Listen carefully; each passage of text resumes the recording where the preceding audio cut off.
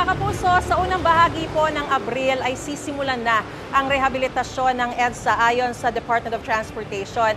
Mahigit 20 istasyon naman po ng EDSA Bus Carousel ang aayusin din kasunod ng pagbubukas nitong bagong istasyon dito sa may North EDSA. Ayon din po sa Department of Transportation. May unang balita si Joseph Morong.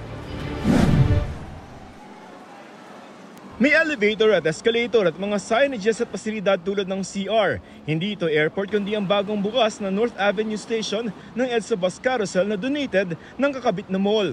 Ito yung gustong gayahin ng Department of Transportation na itsura ng mga busway station sa EDSA Bus Carousel. Kompleto na mga elevator at escalator at maliwalas ang konstruksyon. Isasabay na sa rehabilitasyon ng EDSA ang pag-aayos ng lampas 20 iba pang istasyon ng busway na simula na sa unang bahagi ng Abril imbes na huling linggo ng Marso. Dahil sarado ang busway, katabing lane muna ang dadaanan ng mga bus. Ang tanong na lamang ay kung makikihati sila sa ibang sasakyan o gagawin na yung eksklusibo para sa kanila. Ang priority natin, commuter. Bakit? Kasi sila ang mas marami.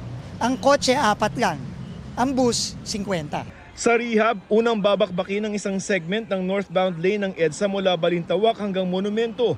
Inaasahan na ng MMDA na bibigat ang traffic sa Caloocan at yung mga palabas ng NLEX. Isang taon ang itatagal ng rehabilitasyon ng EDSA. Wala tayong choice. Magtiis-tiis tayo. Ito ang unang balita, Joseph Morong para sa GMA Integrated News. Gusto mo bang mauna sa mga balita? Mag-subscribe na sa GMA Integrated News sa YouTube at tumutok sa unang balita.